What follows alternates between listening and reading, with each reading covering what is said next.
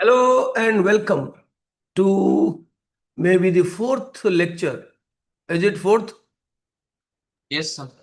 On aldehydes and ketones, which is a very vast chapter. And we had seen the preparation of aldehydes and ketones in general, aldehydes in particular, and in properties, we have started the huge property called the nucleophilic addition, which is one of the most important property of these two siblings. I mean, aldehydes and ketones, they belong to the same family of carbonyl compounds. They have many properties common to carbonyl group, C double bond O, not attached to any heteroatom having a lone pair. That changes radically the nature of the group. That becomes a carboxyl group or its derivatives. Now we will take up the 10th point where water is being added. I mean, is the addendum for nucleophilic addition. Rudra claims that we have done this point also. Samidha, do you remember that we have done with water? Yes, sir. Okay, let me repeat that water is a weak nucleophile. Protonation is required in the first step to increase the nucleophilicity, or you can have base catalyzed so that uh, the oxygen lone pair will attack here, pi bond will polarize, and then proton exchange will happen. So there will be two OH geminal diol. These are called the hydrates of aldehydes and ketones, which are very unstable, only exist in solution, in aqueous solution. And formaldehyde aqueous solution is called formalin. It remains as HHOHOH. That is a very good solution for protecting the life of, not exactly life, to preserve biological specimens. Chloral hydrate, trichloroacetaldehyde, when it forms its hydrate by adding water, then such hydrates are very stable. You can isolate them, store them because of the Hughes hydrogen bonding type of interaction. This Hughes minus I effect, I mean, electron withdrawing effect produces minus delta on both the sides, and there is OH. So it is almost like a hydrogen bonding that makes this particular hydrate stable. Chloral hydrate, remember, you get often question why chloral hydrate is stable while other hydrates are not. Chloral hydrate is stabilized by um, dipole-dipole attraction or similar to hydrogen bonding in aqueous state. Now, the mechanism is very simple. That I told you that whenever there is a weak nucleophile, protonation happens in the first step. If it is acid catalyzed, I used to write H plus, but if you become very formal, then actually H plus doesn't exist. In the free state, you have to take the help of hydronium ion. So hydronium ion protonates the oxygen of the carbonyl function, and which has got two resonance structures, and then water attacks. Deprotonation happens with the same water removing H plus and becomes a catalyst.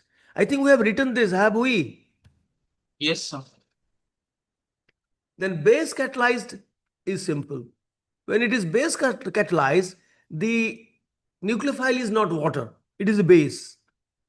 And then water provides protonation and again goes away as OH minus. So this OH minus ion concentration remains the same. Virtually water loses proton and OH minus ion concentration remains the same, acts as a catalyst. Have you written this? Yes, sir. Okay. Then we start with the addition with alcohol. It's very important.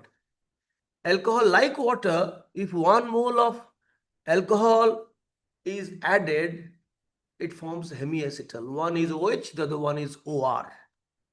That when second mole is added, then it becomes OR, diether.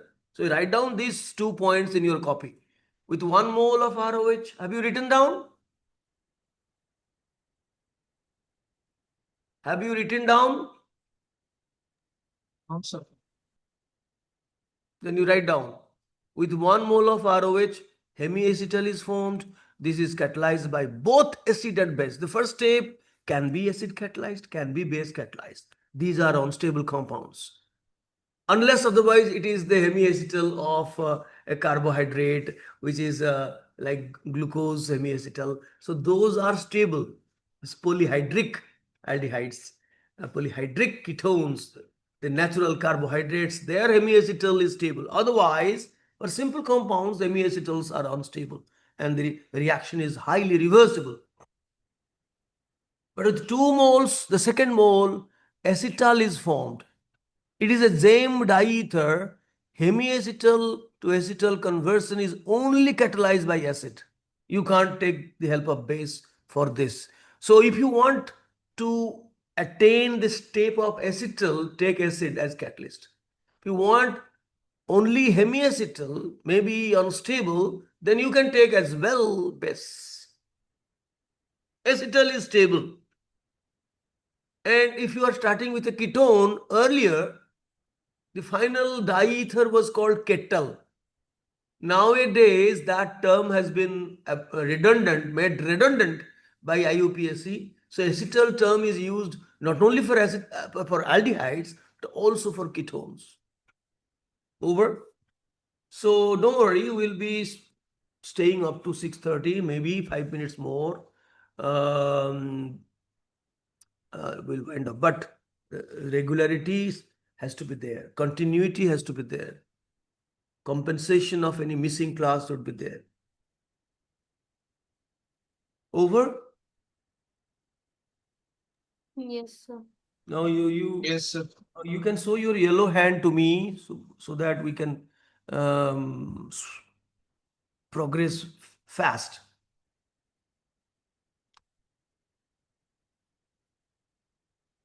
Now see the mechanism of hemiacetal. Same, the lone pair attacks. First it is protonated. I have lost patience to take hydronium ion. Most of the time I use H plus, which is really not correct. But okay, people understand. So it's protonated and then it has got two resonance structures. Now alcohol is the nucleophile. So it is protonated ether now. The deprotonation will produce hemiacetal. So write down in haste. You can just play with the mechanism now. I want you to write down here.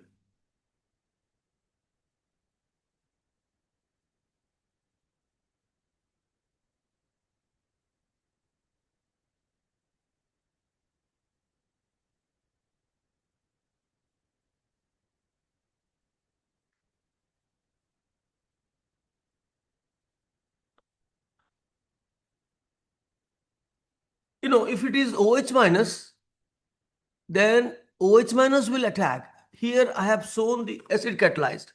The base catalyzed I have already shown for hydration, so I am not showing again. This is acid catalyzed. Write down.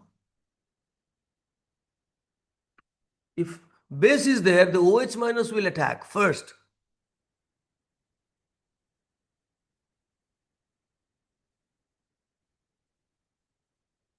Then alcohol will attack. Ultimately, it will be hemiacetal at the end. Over.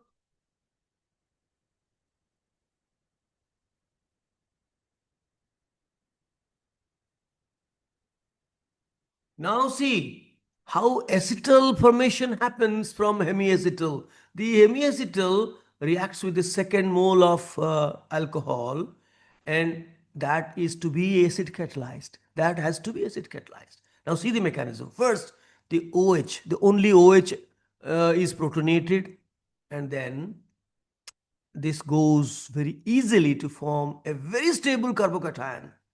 Sometimes it is 3 degree as well as bonded to a heteroatom with a lone pair. The resonance and hyperconjugation makes this carbocation highly stable. I am just showing one resonance structure with the heteroatom, not showing the other hyperconjugation structures. If at all it is coming from a ketone, then more stability. If it is only aldehyde, then it's only R having alpha hydrogen. So that makes it stable. and the most important stability gains from this resonance contribution from the heteroatom, and then alcohol attacks to this carbocation.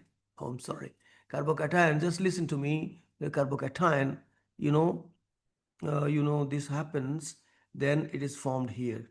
Simply attacks. This arrow mark is not for any, uh, you know, contiguous step for the mechanism. It is only for converting one resonance structure to the other.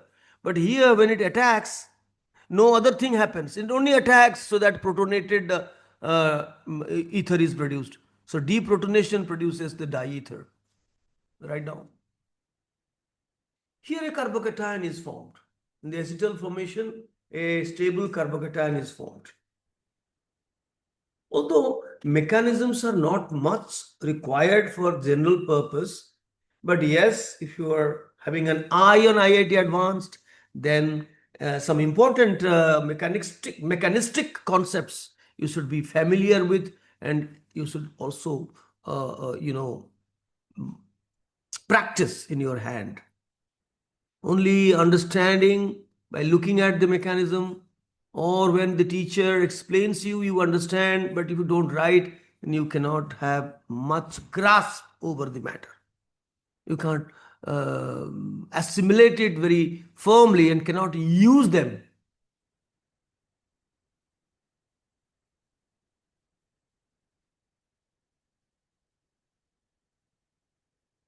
And guys who are watching directly, not directly, in the YouTube, yes, I'm taking the analytics.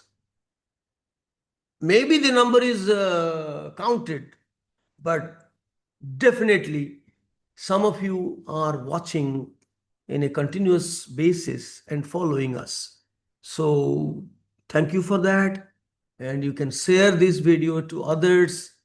I'm putting my 40 years or more than that of my experience of teaching chemistry, particularly organic chemistry, in these lectures, which will help you not only in NEET examination to have a higher position, but most importantly will help you in getting a good mark, good score in chemistry in IIT Advanced. Okay, we'll go to the next. Now the question of how to protect the carbonyl function will happen. Acetal is one of the best ways to protect because these are reversible reactions. All are reversible. The only difference that the acetal formation in the second step requires acid catalyst.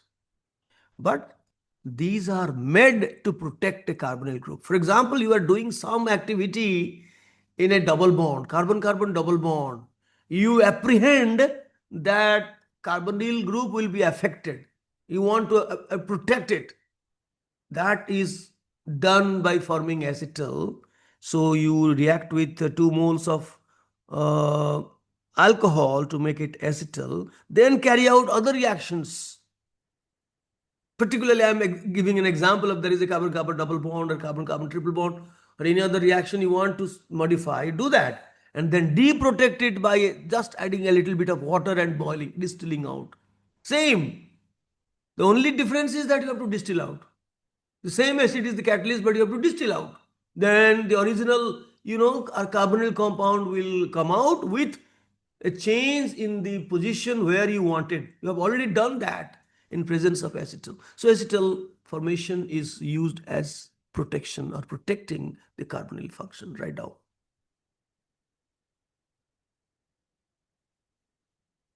Why I'm not explaining you and asking you to write at home? I'm not doing, because this is an important chapter which has to be go at least with some pace, where a learner for the first time like you should have a chance to write something in presence of the instructor.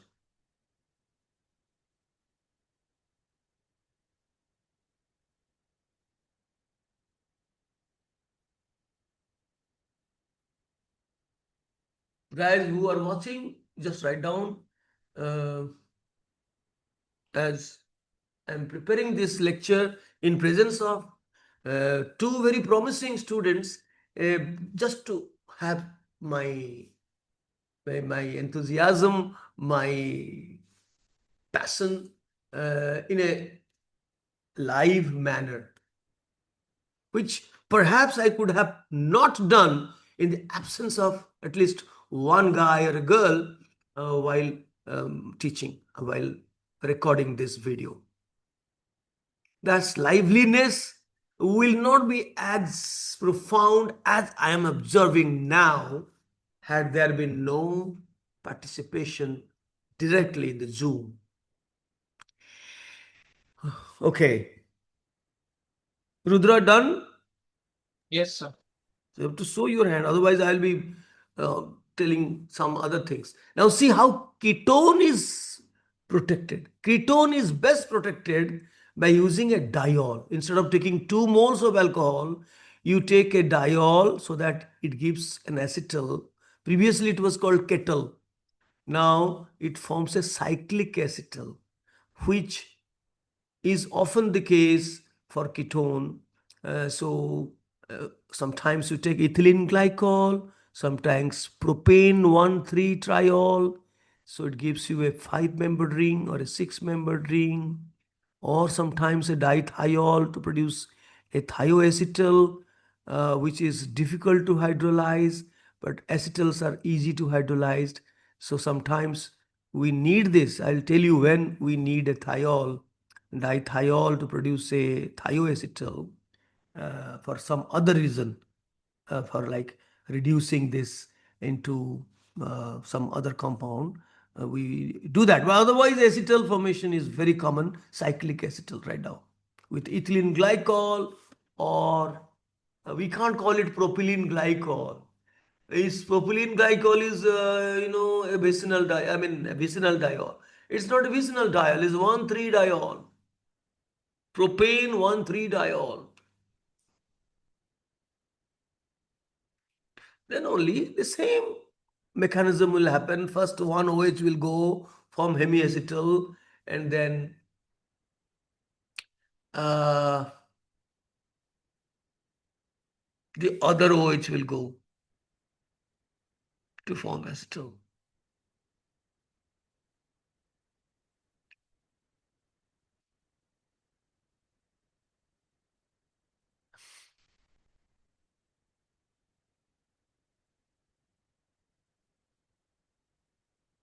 Now see how interesting. Why I told you why thioacetal is performed. It has got a different reason. When you make a thioacetal, you use to reduce it by rannan nickel. Rannan nickel contains a lot of adsorbed hydrogen. So that removes the group as well as make it saturated. I mean, it only, so if you want to convert cyclohexanone into cyclohexane, you may prefer Clemenson reduction, or, or you have Wolff-Kissner reduction. Yeah, you can do it. But if there is a double bond elsewhere, that might be some problem there. But here, if you use by this method, make a thioacetal and remove the thioacetal group completely with hydrogen in its place, then you have to use ranitol. So removal of oxygen is done by use of this thioacetal, not for protecting for any other purpose, because it is very difficult to hydrolyze and get back the original carbonyl compound. It will be taking away the carbonyl group together totally. So, and the important thing is cyclic hemiacetal containing 5 to 6 membered rings are stable. Hydroxyaldehydes and ketones, polyhydroxy aldehydes and ketones can form stable hemiacetal, which can be separated. No catalyst is required. They form automatically to form a stable. You'll see glucose and its siblings, maybe 5-membered cousins, 6-membered cousins. and 6-member siblings and 5-member cousins and 4-member, they remain as hemiacetal, 99.9%, 99% hemiacetal. Um, Saccharides like glucose, fructose, etc. exist as stable hemiacetal. Write down. So not that hemiacetals are always unstable. Polyhydroxyaldehydes and ketones, which are the simple carbohydrates, they always remain in the form of hemiacetal. But while they react, they open the ring and go via this cyclic, the open chain compound to carry out, to undertake or to follow the reaction. But they remain as the cyclic hemiacetal. I think you will do this, leave a space. You just write at home. Just leave a little space, please. And also this one, how a hydroxy, a 5-membered, 1, 2, 3, 4, 5, including oxygen 5, you have to have. There might be many other hydroxy group. In the case of monosaccharides, there are many other hydroxy group, but we need at least 1, 2, 3, 4, 5, including oxygen, so that there will be attack of this lone pair onto the carbonyl group to form hemiacetal, and that is a stable one. Of course, you can convert it to acetal. This OH can be OR. It's possible, but this is stable. That happens. D-glucose, this is the D-glucose open chain structure, but it remains as a hemiacetal by the reaction of the 1, 2, 3, 4, 5, 6. The 6th atom. It's a 6-member ring. We'll be doing the details later in our carbohydrate chemistry. So the OH can remain on the right. It's called alpha glucose. And the other possibility, 50% OH to the left, that is the beta glucose. So you write down at home later. Leave a space. You understand? Yes, sir. Yes, sir. Now this also you write down later. Acetal formation of ketone can be done with another reagent called ethyl orthoformate. They see the structure of ethyl orthoformate. There are 3 ethoxy group attached to carbon. You can just call them triethoxymethane, but actually it is called ethyl orthoformate. So when you use this compound, you can directly, and in presence of acid, you can directly induct 2 ethoxy group here, and 1 ethoxy will go as ethanol. And I'm sorry, one of them, mm, this carbon, now say this carbon will remain attached to another ethoxy to not form ethanol. I was wrongly telling it will be ethyl formate, normally ethyl formate. This is typically called ethyl orthoformate, because this carbonyl group is further added with 2 moles of this ester is added with 2 moles of ethanol, so that acetal kind of thing has happened in the ethyl format, so that will take away oxygen totally and will produce the ethyl orthoformate, this compound which is produced from ethyl format. And then you can form the acetal formation directly, particularly the ethyl acetal, not any other thing directly, and the other product is ethyl formate. Protonation of ethyl orthoformate releases ethanol. So protonation here, and then goes away one ethanol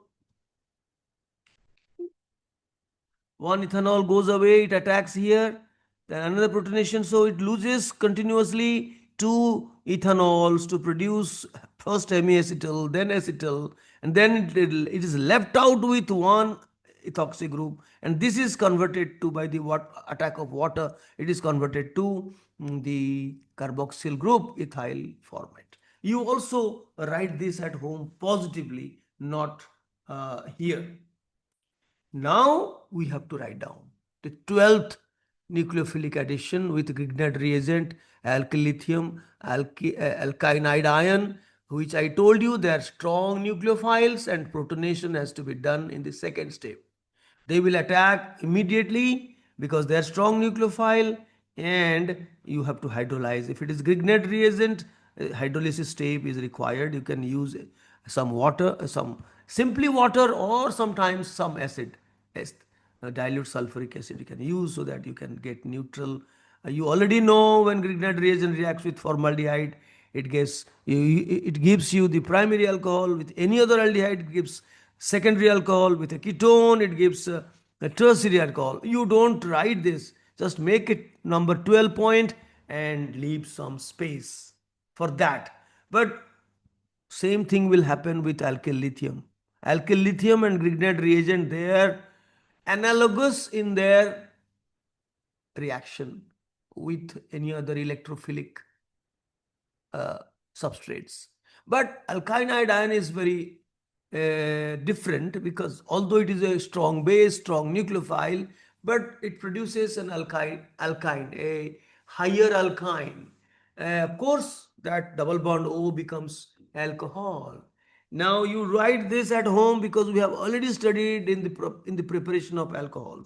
Now see, the alkynide ion will always make it, a higher alkyne with alcohol. This carbonyl group will be converted to alcohol, like what happens in ketone.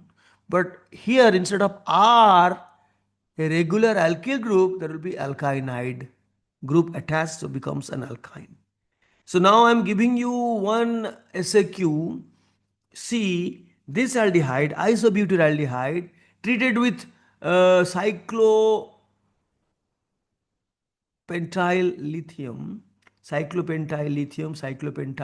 contains the carbanion and that attacks, it produces OH. So the product will be after acidification, the cyclopentyl group is attached to the same carbon to which the OH group has been formed from the carbonyl function. Can you write down this at home? Yes, sir. Yes, this point you leave a space because this is related to this. Grignard reagent alkyl lithium, you already know. Same thing will happen, only in place of R, you have the triple bond, alkynide. So get an alkyne function, triple bond function, and alcohol function. Now the 13th is by using La and sodium borohydride, lithium aluminum hydride makes use of THF medium tetrahydrofuran as the cyclic ether, 5-membered ring O. Furan is aromatic counterpart with 2 double bonds and O, 6 pi electron conjugated. But if you saturate it, no double bond, then it becomes tetrahydrofuran. O is there. It is, you can call it oxacyclopentane. Oxacyclopentane. So that is tetrahydrofuran is a solvent, a La which provides H minus ion from this, and that attacks, and hydrolysis or simply addition with water, H3O plus is required to make 1 degree alcohol. We already know when aldehyde is reduced, it gives 1 degree alcohol. When ketone is reduced by La, it produces 2 degree alcohol. We also know sodium borohydride takes ethanol as solvent, not THF. Can also be used only for aldehydes and ketones. It can saturate alpha beta unsaturated aldehydes and ketones. That is why if you are using sodium aluminum lithium as lithium aluminum hydride, the conjugated double bond, sodium borohydride with cerium 3 chloride reduces with protection of C double bond C. But if you only use sodium borohydride, if there is a conjugated double bond, then that will be also reduced. To avoid that, you can take cerium 3 chloride, right? Samarium iodide also can be used for aldehydes and ketones. As what? Samarium iodide can be used for aldehydes and ketones. So where is the star mark? Where is the star mark? In place of cerium chloride, you can use samarium iodide with sodium borohydride to protect C double bond C.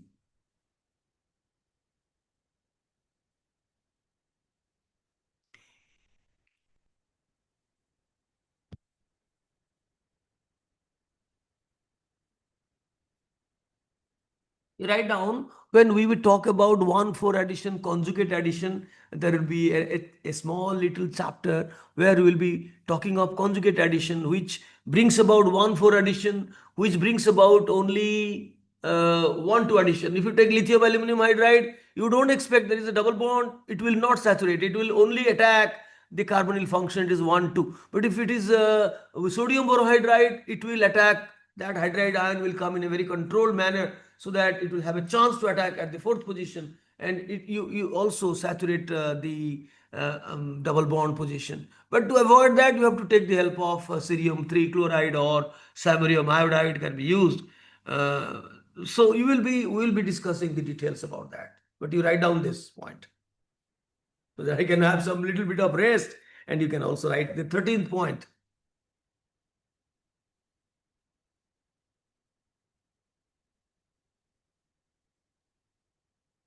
Now we are having only 5 minutes more, or maybe max 7 minutes more, to bid goodbye for today to Samidha.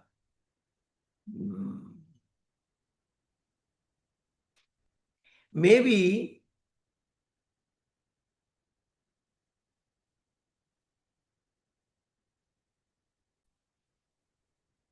have you stopped? Have you completed this? Yes, sir. Now see, I have made a separate page. I forgot to tell you that sodium borohydride needs ethanol, lithium aluminum hydride needs THF as the solvent, uh, diborane or simply borane. In ether, it becomes borane, but you write sometimes B2H6, it's very stable, can also be used for the purpose of reducing aldehydes and ketones to 1 degree and 2 degree alcohols, respectively. Sodium borohydride, this I have already told. Now, more about this is the last thing that we'll be doing today is more about La and sodium borohydride. La cannot reduce a conjugated double bond with respect to carbonyl group, while sodium borohydride can. But with the help of the other, co-catalyst, samarium iodide or cerium 3 chloride, it won't. It won't. La can reduce a conjugated CC with respect to a benzene ring, of course. That is the difference. If it is a saturated one, only there is one double bond, but others are saturated, then it cannot. But if there is a benzene ring to conjugate so profoundly, then La can be able to saturate this double bond. That is the only exception. But if you take acryldehyde, no, no, no, no, no. The only double bond, it will remain as such. If there is a double bond connected to benzene, there is no carbonyl function, then also La, which is absolutely not a reagent for hydrogenation for alkenes and alkynes, never, because it produces H minus. Unless there is some electrophilicity, La sodium borohydride have no role to play. But because of resonance, this conjugation, this will have some electrophilicity, and therefore hydride ion will join and it will hydrogenate. That is the only exception where La can be used for alkenes. This you will write at home, and tomorrow, not tomorrow, the next class will be doing the other B. We have finished A is ADN. We have finished this also you will write, and bye bye, Miss Sabita.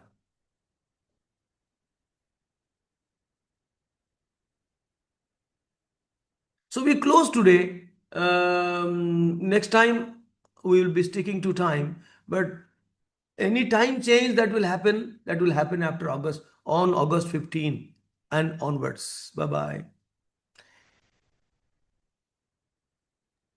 Pranam, sir. Thank you, sir.